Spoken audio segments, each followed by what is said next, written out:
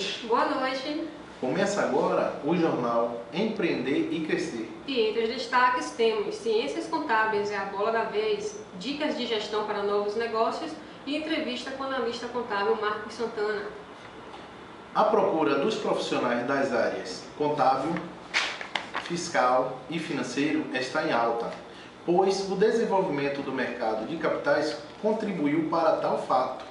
E o jornal Empreender e Crescer tem uma dica muito importante sobre a ética na profissão contábil.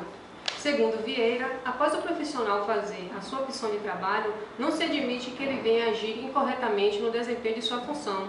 As infrações são passíveis de punições e ainda constituem traição do infrator, porque não soube honrar sua profissão. Então, o ser humano que age eticamente sabe comportar-se e evitar as suas atitudes antiéticas.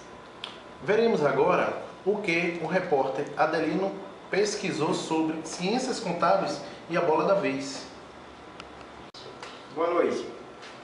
Em pesquisa no Guia do Estudante e Brasil Escola, foi possível verificar que, no mercado de trabalho, para o profissional da área contábil, é bem amplo e encontra-se em alta.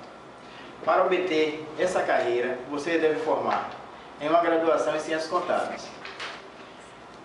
Apesar do estágio nem sempre ser obrigatório, desde junho de 2010 é necessário submeter-se a um exame para obter o registro no Conselho Regional de Contabilidade e aí poder atuar como contabilista. Pode-se atuar na área de auditoria, contabilidade gerencial, controle e perícia e no ensino. Muito obrigada, Adelino. Ficaremos agora com uma importante informação sobre gestão de negócios com o jornalista Marcos Ferreira. Boa noite! Sobre a gestão para novos negócios, temos as seguintes dicas: identificação do negócio, conhecer bem a área de atuação, planos de negócio, apoio da contabilidade, formalização, ponto adequado, escolha adequada do regime de tributação, controles internos de gestão, controle de fluxos de caixa, qualidade, profissionalização, utilizar comparativos sobre lucros, investir na equipe, inquietação e aprimoramento. É com vocês, Adilson e Daniela. Obrigado, Marcos Ferreira. Veremos a seguir a repórter Karine em entrevista exclusiva com o analista contábil das lojas Insinuantes, Marcos Santana. Boa noite. O entrevistado de hoje é Marcos Santana de São Pedro, nascido em Salvador, Bahia, analista contábil, nível 4 das lojas Insinuantes, onde trabalha há mais de 15 anos e atualmente é o braço direito do contador desta grande organização. E vocês também que têm dúvidas, podem mandar suas perguntas para o nosso Twitter, @Empreender e Crescer. Marcos, por que a empresa em questão, a Insinuante, precisa organizar e manter a sua contabilidade? Bom, boa noite, Karine, boa noite a todos os telespectadores. Respondendo a sua pergunta, Karine, porque é através da contabilidade que sabemos sobre a situação econômica, financeira e patrimonial de uma empresa. Como é a rotina do setor de contabilidade da Insinuante? Primeiramente, é feita a integração dos setores que devem formar registros diários.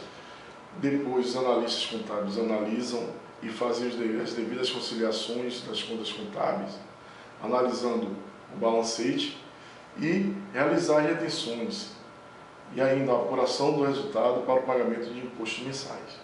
Quais os setores envolvidos na integração contábil? Bem, Karine, hoje nós estamos em 5 setores, que são o setor Caixa Geral, crediário, setor fiscal, contas a receber e contas a pagar. Nossa próxima pergunta vem de Cláudio de Candeias, que pergunta: como é possível saber se a empresa está obtendo lucro? Bem, Karine, utilizando o nosso DRE, demonstrativo do resultado do exercício. Através dele, os valores que compõem o DRE devem corresponder ao mês que está sendo analisado. Portanto, não necessariamente se houve a efetivação dos pagamentos dos custos e dos recebimentos das vendas naquele determinado mês. Mais uma pergunta, a Jussiária de Salvador pergunta: que motivo justifica se a empresa tiver um valor negativo? Bem, os custos fixos elevados em relação ao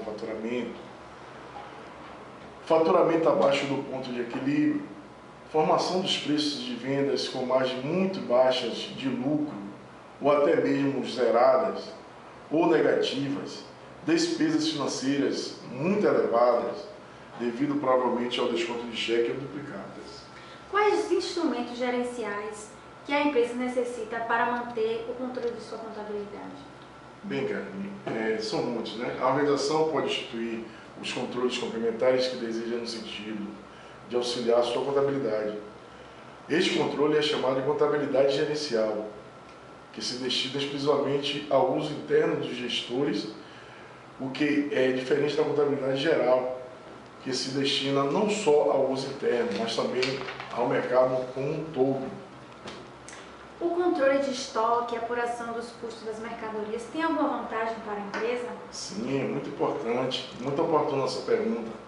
O controle de estoque serve para registrar a quantidade e o preço de custo de cada mercadoria comprada e a quantidade e o preço de custo de cada mercadoria vendida. É um poderoso instrumento em decisão gerencial, permitindo que a empresa identificar por qual preço de venda cada mercadoria pode ser comercializada e qual mercadoria pode ter o preço reduzido, qual mercadoria está causando prejuízo e qual mercadoria pode ter a comercialização implantada por gerar um maior resultado econômico. Obrigada a todos os telespectadores, obrigada a Marcos Santana pela entrevista. Eu que agradeço, muito obrigado a todos. Muito obrigado ao Jornal Empreender e Crescer. Boa noite para todos. Agora é com vocês, Daniele e Adilson. Obrigada, Karine. Obrigada, Marcos Santana, pela entrevista concedida. Notícia de última hora: os profissionais da área contábil nunca estiveram tão valorizados pelo mercado. De acordo com o diretor das operações da Robert Half, William Monter, o principal fator para a situação atual é a alta taxa de internacionalização das empresas. A saudável parceria entre o fisco e o contador é aquela na qual um contribui de alguma forma para que o outro seja beneficiado. Cada uma das partes, governo e contador, deve procurar servir melhor aos interesses da outra. Única possibilidade de formar a verdadeira parceria. Veremos a seguir uma matéria do repórter Adelino. Agora vamos entender como é a contabilidade no clube de futebol. O futebol deixou de ser um mero entretenimento para também ser reconhecido como uma forma de captação de recursos através dos atletas advindos de clubes. No Brasil, as cifras são elevadíssimas, pois o futebol também gera emprego direto e indireto. Segundo a estatística da revista Telesport, são fabricados anualmente 3,3 milhões de pares de chuteiras, 6 milhões de bolas, 32 milhões de camisetas, totalizando uma receita bruta em torno de 32 bilhões de dólares. Não é isso? Chamaria agora o repórter Marco Ferreira com uma notícia super interessante. Boa noite, pessoal! A contabilidade é um dos cursos mais procurados. A procura pelo curso de Ciências Contábeis nos primeiros 6 meses deste ano praticamente dobrou e ocupa agora a 8ª posição no ranking nacional. E tem mais, outra formação é sobre tributos e contabilidade. Podemos constatar que em uma sociedade em rápida transformação, é inviável que as normas contábeis sejam submetidas ao lento processo de aprovação de leis do Poder Legislativo. De volta ao estúdio com Dani e Adilson. Obrigado, Marcos Ferreira. Obrigado, Adelino. O Banco Mundial lançou um programa global cujo objetivo é ajudar países a incluir os custos da destruição da natureza nas contas públicas. E mais, sabe o que serviu de ditames da ética do profissional do contador, exercendo as atividades com zelo, são os primeiros passos para o sucesso no desenvolvimento das atividades profissionais. E você, Marcos, o que tem de novidades? A grande novidade é a vitória dos terceirizados. O TST decidiu que as empresas de mão de obra terceirizadas não podem demitir empregados pagando multa de apenas 20% sobre o FGTS, em vez dos 40% previstos na lei. E o governador Jacques Wagner assinou um decreto reduzindo a cobrança do ICMS para bares e restaurantes de 4% para 3%. É com vocês de volta no estúdio. Muito obrigada, Marcos. A última notícia da noite agora com a repórter Karine. Bom, o relator da medida provisória, Sandro Mabel, do PMDB de Goiás, reabre o prazo para renegociações de dívidas empresariais. E em uma pesquisa realizada, podemos ver que microempresas pagam mais que empresas maiores, o que fere o princípio de igualdade tributária. Voltamos aos estudos. Obrigado, Karine, pela última notícia da noite. E por fim, informamos que a mudança de IR para Fundo de Infraestrutura deve sair até dezembro. E assim encerramos nosso jornal Empreender e Crescer de hoje. Uma boa noite a todos. Uma boa noite. Até a próxima.